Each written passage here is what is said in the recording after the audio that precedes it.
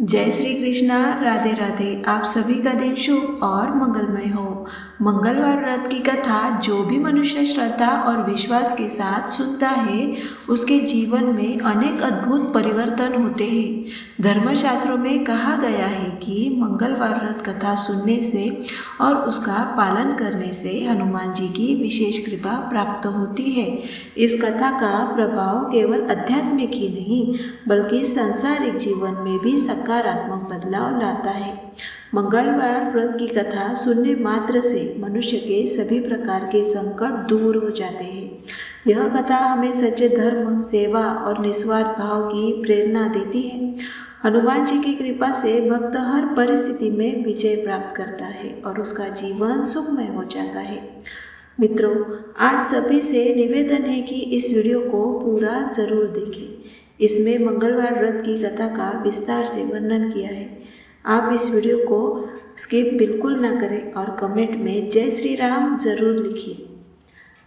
मंगलवार व्रत की कथा का शुभारंभ करते हैं। पुराने समय की बात है। एक छोटे से गांव में सुरभि नाम की एक धर्मपरायण महिला रहती थी।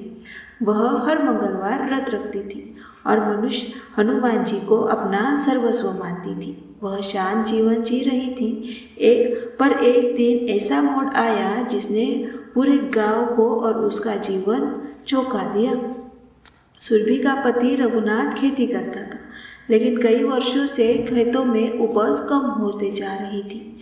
ऊपर से गांव में डाकुओं का आतंक बढ़ता जा रहा था। किसान अपनी फसल और धन खो देते थे। अनेक परेशानियों के बाद भी सुरभि और रघुनाथ ने अपनी समस्याएं भगवान पर छोड़ दी।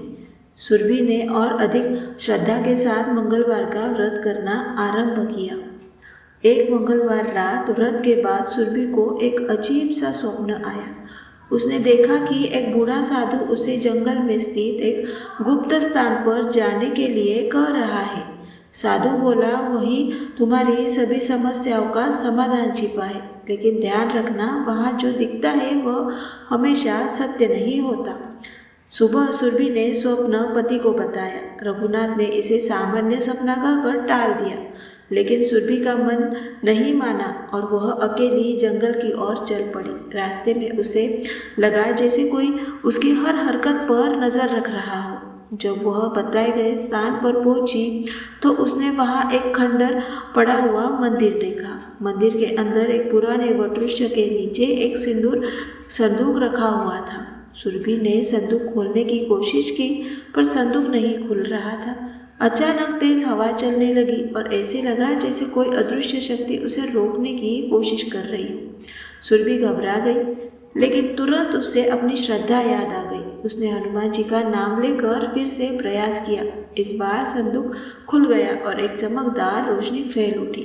संदूक के भीतर सोने चांदी के आभूषण और एक चिट्ठी थी। चिट्ठी में लिखा था, यह धन उस व्यक्ति का है जिसने इसे ईमानदारी से कमाया। इसे वही ले सकता है जिसके हृदय में सच्ची भक्ति और सेवा भाव हो। सुरभि ने भगवान को धन्यवाद किया और संदूक लेकर लौटने लगी, लेकिन थोड़ी दूरी पर उसे डाकुओं का एक दल मिल गया। डाकू संदूक देखकर लालची हो उठे। उन्होंने उसे घेर लिया। सुरभि डर गई, लेकिन उसने तुरंत हनुमान चालीसा का पाठ शुरू कर दिया। अचानक आसमान में काले बादल छा गए और प्रचंड आंधी चलने लगी। डाकू डर कर भाग खड़े हुए। सुरभि ने वह धन गांव के विकास और जरूरतमंद किसानों की सहायता में लगा दिया। धीरे धीरे गांव में खुशहाली लौट आई। उसने वह चिट्ठी गांव के मंदिर में रख दी ताकि सब समझ सके कि सच्ची श्रद्धा और ईमानदारी से ही भगवान की कृपा मिलती है। कुछ समय बाद पता चला कि सुरभि के स्वप्न में आया साधु वास्तव में उसके पूर्वज थे। उन्होंने वर्षों पहले अपना धन डाकुओं से बचाने के लिए जंगल में छिपाया था। उनकी आत्मा को मुक्ति पाने के लिए सुरभि की भक्ति का इंतजार था। इस रहस्य को जानकर सुरभि और रघुनाथ ने मंगलवार का व्रत और सेवा अपना नियम बना लिया। यह कथा हमें सिखाती है कि श्रद्धा और विश्वास और परोपकार से जीवन में चमत्कारिक परिवर्तन आते हैं। अब हम ऐसी ही एक दूसरी कथा सुनते हैं। मंगलवार व्रत की महिमा अपार है।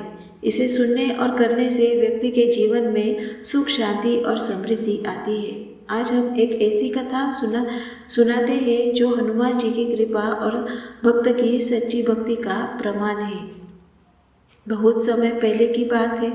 एक छोटे से गांव में सावित्री नाम की एक निर्धन लेकिन अत्यंत धार्मिक स्त्री रहती थी। वह हर मंगलवार उपवास रखती, मंदिर जाकर हनुमान जी की पूजा करती। उसके पास धन संपत्ति नहीं थी, लेकिन दिल में अपार भक्ति थी। सावित्री का पति एक मजदूर था। वह दिन भर मेहनत करता और मुश्किल से ही घर का खर्च निकल पाता। तो छोटे बच्चे अक्सर भूखे सो जाते, पर फिर भी सावित्री का विश्वास कभी डगमगाया नहीं। गांव वाले उसकी श्रद्धा को हमेशा प्रशंसा करते थे। एक दिन सावित्री ने मंदिर में प्रार्थना की, हे हनुमान जी, मेरे बच्चों की भूख मिटाइए, मैं आपकी शरण में हूँ। उसकी आंखों से आंसू बहने लगे। पुजारी ने कहा, हनुमान जी अपने भक्तों को कभी निराश नहीं करते। उसी दिन एक अनजान साधु गांव में आया। उसके कपड़े फटे हुए थे, शरीर कमजोर था। उसने गांव वालों से भोजन मांगा, पर किसी ने सहायता नहीं की। अंत में वह सावित्री के घर पहुंचा। सावित्री ने कहा, महाराज, मेरे पास खुद के लिए भी बहुत कम है, लेकिन जितना है मैं आपको दे सकती हूँ। उसने अपना बचा हुआ थोड़ा सा आटा और दाल साधु को दे दिया। साधु मुस्कुराया और बोला, तुम्हारे घर में कभी भोजन की कमी नहीं होगी। अगले दिन सावित्री ने देखा कि उसके आटा और दाल के पात्र फिर से भर गए। उसने इसे हनुमान जी की कृपा माना और भी भक्ति से मंगलवार व्रत की करने लगी। धीरे धीरे उसके घर में खुशहाली आने लगी। उसके पति को अच्छा काम मिल गया और घर की हालत सुधरने लगी। कुछ महीनों बाद उसके पति के साथ एक बड़ा हादसा हो गया। वह काम पर जाते समय खाई में गिर गया। गांव वालों ने उसे मृत समझकर घर ले आए।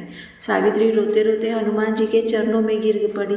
हे बजरंगबली, मेरे पति को जीवन दान दीजिए। रात में सावित्री को स्वप्न आया। वही साधु उसके सामने प्रकट हुआ और बोला, यदि तुम सच्चे मन से मंगलवार व्रत कर कथा पढ़ो और दान पुण्य करो तो तुम्हारे पति को नया जीवन मिलेगा। अगले दिन सावित्री ने विधिवत व्रत कथा का पाठ किया और दान किया। अचानक उसके पति को होश आ गया।